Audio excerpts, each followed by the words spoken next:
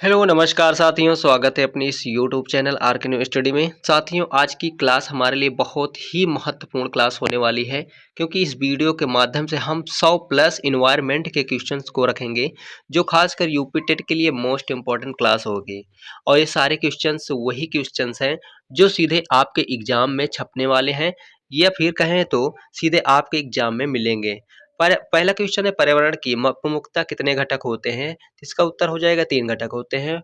भौतिक अजैविक घटक, जैविक संघटक तथा ऊर्जा संघटक। ठीक है। दूसरा क्वेश्चन है, आदिमानव की भौतिक पर्यावरण की कार्यात्मकता में भूमिका किस प्रकार की थी? इसका राइट आंसर हो जाएगा पाता तथा दाता, राइट आंसर है। क्वेश्चन नंबर 3 है, कौन सा मानव पर्यावरण का विध्वंसक माना जाता है? इसका उत्तर हो जाएगा प्रौद्योगिकी मानव। क्वेश्चन नंबर 4 है, कौन सी विद्या ने बाल मानव को सामूहिक जीवन प्रदान किया है? इसका उत्तर हो जाएगा पशुपालन। खेती की सर्वाधिक पुरातन प्रणाली है, क्या आ जाएगा? झूम कृषि हो जाएगा।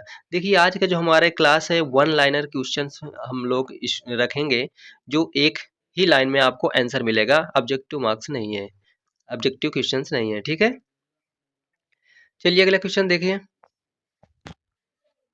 मानव भूगोल के जन्मदाता की संज्ञा किसे प्रदान की गई है? तो फेडरल रेट जेल को दी गई है। मनुष्य के लिए सर्वाधिक कार्यक्षम तापमान तथा आर्द्रता कितनी होती है? तो इसका आंसर हो जाएगा 25 डिग्री सेल्सियस तापमान तथा 60% आर्द्रता होता है। क्वेश्चन नंबर 9 है, औद्योगिक क्रांति सर्वप्रथम कहाँ प्रारंभ हुई थी? इसका उत्तर हो जाएगा इंग्लैंड में। अगला क्वेश्चन है, पर्यावरणीय समस्याओं का प्रादुर्भाव कब से प्रारंभ हुआ है? इसका उत्तर हो जाएगा औद्योगिक क्रांति एवं आर्थिक निश्चयवाद से। ठीक है। क्वेश्चन नंबर 11 है, अपक्षय कैसी प्रक्रिया है? तो भूमिकीय प्रक्रिया है। अगला क्वेश्चन 12वां है, अंतर्राष्ट्रीय हाइड्रोलॉजिकल दशक मनाया गया है, कब मनाया गया है? 1965 से 1974 में मनाया गया है। क्वेश्चन नंबर 13 है, ओजोन स्तर के क्षरण का पता सर्वप्रथम किसके द्वारा लगाया गया था? तो इसका उत्तर हो जाएगा जोसेफ फरमैन, जो 1985 में लगाया गया था। और ये कहाँ के रहने वाले थे? तो इंग्लैंड के रहने वाले थे। अगला क्वेश्चन है, क्लोरोफ्लोरोकार्बन के बाद ओजोन स्तर का दूसरा प्रमुख विध्वंसक कौन सा यौगिक है? इसका उत्तर हो जाएगा नाइट्रोजन ऑक्साइड, इसका राइट आंसर हो जाएगा। क्वेश्चन नंबर 15 है, भूमिगत जल के दोहन दोहन के कारण संसार का कौन सा शहर सर्वाधिक प्रभावित हुआ है? इसका उत्तर हो जाएगा ब्रुकलिन, जो यूएसए में है। ठीक है। क्वेश्चन नंबर 16 है, मैग्नीशियम में किन यौगिकों का प्रयोग किया जाता है? तो इसका उत्तर हो जाएगा ठोस कार्बन डाइऑक्साइड एवं आयोडीन के यौगिक का। क्वेश्चन नंबर 17 है, अपने स्थान पर शैलों तथा रिगोलित आवरण प्रस्तर के विघटन तथा नियोजन की प्रक्रिया को क्या कहते हैं? तो इसका उत्तर हो जाएगा अपक्षय कहते हैं। क्वेश्चन नंबर 18 है, हिमालय के सहारे बजे तथा फैले हुए भारतीय नगरों में भूमिवाह एवं भूस्खलन का प्रमुख कारण क्या है? मनुष्य की क्रियाओं द्वारा पहाड़ी ढाल के ऊपरी भाग में समय स्थिति की दशा की विक्षुब्धता एवं ढाल विनाश इसका प्रमुख कारण है। ठीक है। क्वेश्चन नंबर 19 है, दक्षिण पूर्व संयुक्त राज्य अमेरिका का नरक किस नदी को कहा जाता है? इसका उत्तर हो जाएगा टेनेसी नदी को कहा जाता है। अगला क्वेश्चन चलते हैं क्वेश्चन नंबर 20 की ओर। भारत की दामोदर नदी परियोजना किस नदी परियोजना की अनुकृति है? किस नदी परियोजना की अनुकृति है? तो टेनेसी घाटी जो नदी परियोजना है, और कब से शुरू हुई ये दामोदर नदी परियोजना? तो 1940 से यूएसए से इसका जो है प्रारंभ हुआ था। ठीक है। क्वेश्चन नंबर 21 है, विश्व की सर्वाधिक अवसाद का परिवहन करने वाली दो नदियां कौन सी है? क्रमशः एलोजो जो चीन में है और गंगा नदी जो भारत में है। ठीक है। अगला क्वेश्चन, उत्तर भारत की अर्थव्यवस्था का मेरुदंड है, क्या है? तो इसका सही उत्तर हो जाएगा गंगा नदी, इसका राइट आंसर हो जाएगा। मिस्र किसकी देन है? तो मिस्र जो नील नदी की देन है। पश्चिम बंगाल का शोक किस नदी को कहा जाता है? तो दामोदर नदी को पश्चिम बंगाल का शोक नदी के रूप में जाना जाता है। किस नदी को? दामोदर नदी को। क्वेश्चन नंबर 25 ने किस नदी को बिहार का शोक की उपमा दी गई है? तो किसको बिहार का शोक का उपमा दी गई है? तो कोसी नदी को बिहार का शोक की उपमा दी गई है। अगला क्वेश्चन है 26 है, भोपाल गैस त्रासदी कब और किसके कारण हुई थी? तो 3 दिसंबर 1984 ईस्वी को मिथाइल आइसोसाइनाइड गैस के रिसाव के कारण जो भोपाल गैस कांड हुआ था, कब हुआ था? 3 दिसंबर 1984 में हुआ था। मोस्ट इंपोर्टेंट क्वेश्चन है, कई बार एग्जाम में पूछा गया क्वेश्चन है, ठीक है।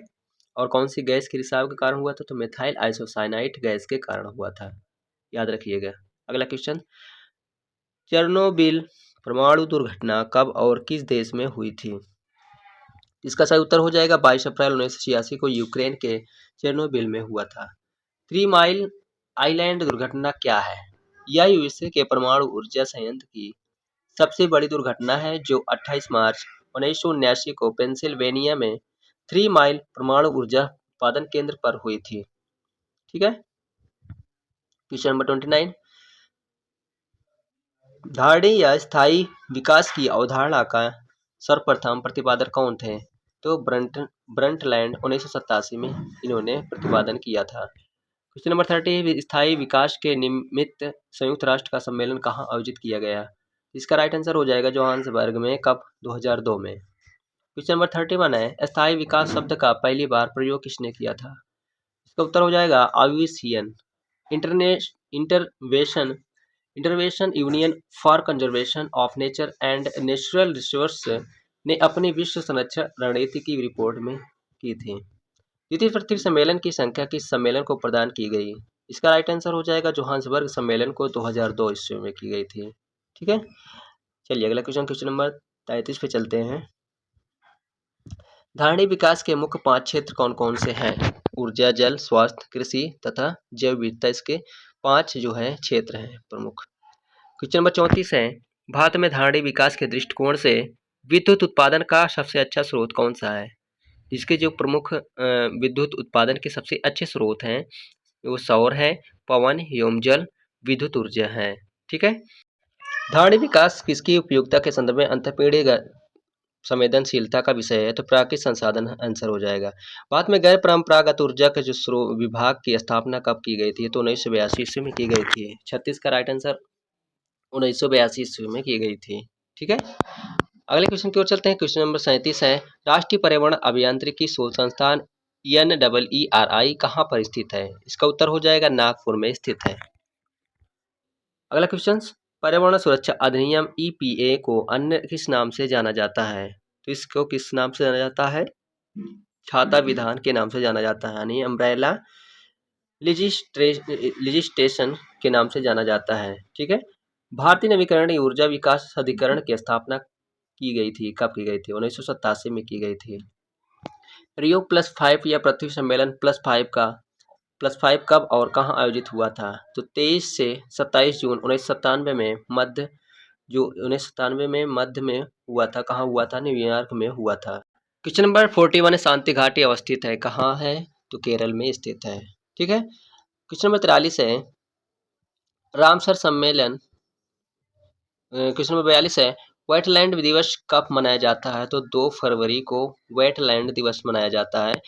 43 है, रामसर सम्मेलन 2 फरवरी 1971 यानी किस संरक्षण से संबंधित था? तो वनों से संबंधित है। क्वेश्चन नंबर 44 है, भारत में किस राज्य में सबसे बड़ी अंतर्देशीय लवणीय आर्द्रभूमि है? तो कहाँ पे है? गुजरात में है। क्वेश्चन नंबर 45 है, जीव मंडल आरक्षित परिरक्षण क्षेत्र है, तो आनुवांशिक विभिन्नता के कारण जो है जीवमंडल आरक्षित परिरक्षण क्षेत्र है। जलवायु परिवर्तन का कारण क्या है? हरित गृह प्रभाव, ओजोन परत का क्षरण एवं प्रदूषण जो है, ये राइट आंसर हो जाएंगे। ग्रीन हाउस गैसों की संकल्पना किसके द्वारा की गई थी? तो जोसेफ फोरिनियन के द्वारा की गई थी। अगला क्वेश्चन है 48 है, 50 से अधिक देशों द्वारा समर्थित UN का मौसम परिवर्तन समझौता कब प्रभावी हुआ? तो कब प्रभावी हुआ? 21 मार्च 1994 को प्रभावी हुआ था। कार्बन डाइऑक्साइड का सर्वाधिक उत्सर्जन करने वाला देश है चीन है, ठीक है। मानव की कौन सी क्रिया जलवायु से सर्वाधिक प्रभावित होती है? तो इसका राइट आंसर हो जाएगा कृषि, जो सर्वाधिक जलवायु से प्रभावित होती है। अगला क्वेश्चन, क्वेश्चन नंबर 51 पे चलते हैं। ओजोन परत मुख्यतः अवस्थित रहती है, तो इसका राइट आंसर स्ट्रेटोस्फीयर में मुख्यतः अवस्थित रहती है, ठीक है। ओजोन परत पृथ्वी से करीब कितनी ऊंचाई पर है? इसका राइट आंसर हो जाएगा 20 किलोमीटर, इसका राइट आंसर हो जाएगा। अगला क्वेश्चन नंबर 53 है, ओजोन बायोस्फीयर को बचाती है, क्या बचाती है? ओजोन जो पराबैंगनी किरणों से बचाती है, ठीक है। क्वेश्चन नंबर 54 है, सूर्य से आने वाली पराबैंगनी किरणों से हो सकता है क्या? त्वचा कैंसर होने की संभावना रहती है। क्वेश्चन नंबर 55 है, विश्व ओजोन दिवस कब मनाया जाता है? तो 16 सितंबर को विश्व ओजोन दिवस मनाया जाता है। सॉरी। फ्रिजों में कौन सी गैस भरी जाती है? तो मेफ्रॉन, जो फ्रिजों में गैस भरी जाती है। कौन सी गैस? मेफ्रॉन गैस भरी जाती है। वैज्ञानिकों की किस टीम ने सर्वप्रथम अंटार्कटिका के ऊपर ओजोन छिद्र का पता लगाया था? इसका आंसर हो जाएगा ब्रिटिश टीम ने। ओजोन परत का निर्माण सर्वाधिक है, अंटार्कटिका के ऊपर है। 59 है, प्रोटोकॉल जो किसके रक्षण से संबंधित है? संकटग्रस्त प्रजाति से, जो 1 जनवरी 1989 को हुआ था। क्वेश्चन नंबर 60 है, किसने तिब्बत के पठार के ऊपर वर्ष 2005 में ओजोन आभामंडल का पता लगाया था? तो GW कैट मूर ने इसको जो पता लगाया था 2005 में। क्वेश्चन नंबर 61, भारत के कुल क्षेत्रफल में वनों का क्षेत्रफल कितना है? तो 21% है। ठीक है। और यहाँ पे पूछ ले जल कितने परसेंट है? तो 71% जल है। किस राज्य में वनों का सर्वाधिक क्षेत्रफल है? तो मध्य प्रदेश में है। भारत के किस राज्य में उसके क्षेत्र का अधिकतम प्रतिशत क्षेत्र वनाच्छादित है? तो मिजोरम इसका राइट आंसर हो जाएगा। क्वेश्चन नंबर 64 है, भारत में अति सघन वनों का सर्वाधिक क्षेत्र किस राज्य में पाया जाता है? तो इसका आंसर हो जाएगा अरुणाचल प्रदेश। क्वेश्चन नंबर 65 है, वनाच्छादित क्षेत्र सर्वाधिक है? तो पश्चिमी घाट में वनाच्छादित क्षेत्र सर्वाधिक है। क्वेश्चन नंबर 66 है, भारत में मैंग्रोव वनस्पति मुख्यतः पाई जाती है? तो ये कहाँ पाई जाती है? सुंदरवन में पाई जाती है। नागालैंड के पर्वत क्रमशः बंजर होते जा रहे हैं, इसका प्रमुख कारण क्या है? तो इसका प्रमुख कारण है झूम कृषि, इसका राइट आंसर है। क्वेश्चन नंबर 68 है, भारतीय वन्यजीव संस्थान कहाँ पर स्थित है? इसका राइट आंसर हो जाएगा देहरादून। क्वेश्चन नंबर 69 है, विश्व के वन्यजीव भारत में पाए जाते हैं? तो 5% पाए जाते हैं। WWF का प्रतीक कौन सा जानवर है? कौन सा जानवर है? इसका राइट आंसर हो जाएगा जायंट पांडा, इसका राइट आंसर हो जाएगा। क्वेश्चन नंबर 71 है, चिपको आंदोलन मूल रूप से किसके विरुद्ध था? इसका आंसर हो जाएगा वनोन्मूलन के। क्वेश्चन 72 है, विश्व वन्य जीव दिवस कब मनाया जाता है? तो 3 मार्च को विश्व वन्य जीव दिवस मनाया जाता है। क्वेश्चन नंबर 73 है, national bureau of plant genetic resources कहाँ पर स्थित है? इसका राइट आंसर नई दिल्ली में स्थित है। क्वेश्चन नंबर 74वां है, विश्व बाघ शिखर सम्मेलन 2010 का आयोजन कहाँ पर किया गया था? तो पीट्सबर्ग में किया गया था। कब किया गया था? 2010 में किया गया था। पेड़ पौधों एवं जंतुओं में सर्वाधिक विविधता विशेषता है उष्णकटिबंधीय आर्द्र वन की विशेषता है। क्वेश्चन नंबर 76 है, अंतर्राष्ट्रीय टाइगर दिवस कब मनाया जाता है? तो इसका उत्तर हो जाएगा 29 जुलाई को अंतर्राष्ट्रीय टाइगर दिवस मनाया जाता है। क्वेश्चन नंबर 77 है, प्रोजेक्ट टाइगर प्रारंभ किया गया था कब से? 1973 में। इस 1973 में प्रारंभ किया गया था। मोस्ट इंपॉर्टेंट क्वेश्चन है। भारत का राष्ट्रीय जैविक उद्यान कहाँ पर स्थित है? तो इसका जो जैविक उद्यान है नई दिल्ली में स्थित है। ठीक है। अगला क्वेश्चन 79 है, भारत का सर्वप्रथम राष्ट्रीय उद्यान कौन सा है? तो जिम कॉर्बेट, जो उत्तराखंड में है। हाल ही में इसका नाम बदलकर रामगंगा नेशनल पार्क कर दिया गया है। ठीक है। बेतला पार्क कहाँ पर स्थित है? तो ये बिहार में स्थित है। और 5 मौसमों का बाग स्थित है, तो ये महरौली के समीप जो स्थित है। कहाँ पे? महरौली के समीप स्थित है 5 मौसमों का बाग। भारत में हाथी परियोजना की शुरुआत हुई थी कब हुई? तो 1992 ईस्वी में हाथी परियोजना की शुरुआत हुई थी। जंगली गधों का अभ्यारण्य कहाँ पर स्थित है? तो जो गुजरात है, गिर नेशनल पार्क है, वहीं पे ये जंगली गधों का नेशनल पार्क है, अभ्यारण्य है। ठीक है। अभ्यारण्य सेंचुरी राइनो के लिए जाना जाता है, कौन सा जाना जाता है? कौन सा अभ्यारण्य है? तो काजीरंगा, जो असम में है, उसको जाना जाता है। सिंग वाला गैंडा कहाँ पाया जाता है? तो पश्चिम बंगाल और असम क्षेत्र में पाया जाता है। ठीक है। सर, इसका यह रणथंभौर किस जानवर के लिए संरक्षित है? तो बाघ के लिए संरक्षित है। ठीक है। और क्वेश्चन नंबर 87 है, सलीम अली राष्ट्रीय उद्यान कहाँ पर स्थित है? तो जम्मू कश्मीर में सलीम अली राष्ट्रीय उद्यान स्थित है। भारत का प्रथम तितली उद्यान कहाँ पर है? तो भारत का जो प्रथम तितली उद्यान है, बन्नरघट्टा जैविक उद्यान बेंगलुरु में स्थित है। मोस्ट इम्पोर्टेंट सारे देखिए, मोस्ट इम्पोर्टेंट प्रश्न है आपके लिए। बहुत ही इसको बार बार देखने का प्रयास कीजिए और समझने का प्रयास कीजिए। एक भी क्वेश्चन आपसे नहीं छूटना चाहिए। चलिए अगले क्वेश्चन की ओर चलते हैं। क्वेश्चन नंबर 89 की ओर चलते हैं। साथ ही यदि पढ़ने में मज़ा आ रहा हो तो वीडियो को लाइक ज़रूर करिएगा और हमारे चैनल को अभी तक सब्सक्राइब नहीं किए हैं तो चैनल को सब्सक्राइब कर लीजिए और बेल आइकन को भी दबा लीजिए, जिससे कि इसी तरह का इंपॉर्टेंट वीडियो आप तक पहुंचा। चलिए अगला क्वेश्चन देखते हैं। क्वेश्चन नंबर 89, भारत में टाइगर प्रोजेक्ट के अंतर्गत कितने संरक्षित क्षेत्र हैं? तो कितने संरक्षित क्षेत्र हैं? 46 जो भारत में टाइगर प्रोजेक्ट के अंतर्गत संबंधित क्षेत्र हैं, कितने हैं? 46 हैं। ठीक है, चलिए अगला क्वेश्चन की ओर चलते हैं। Question number 90,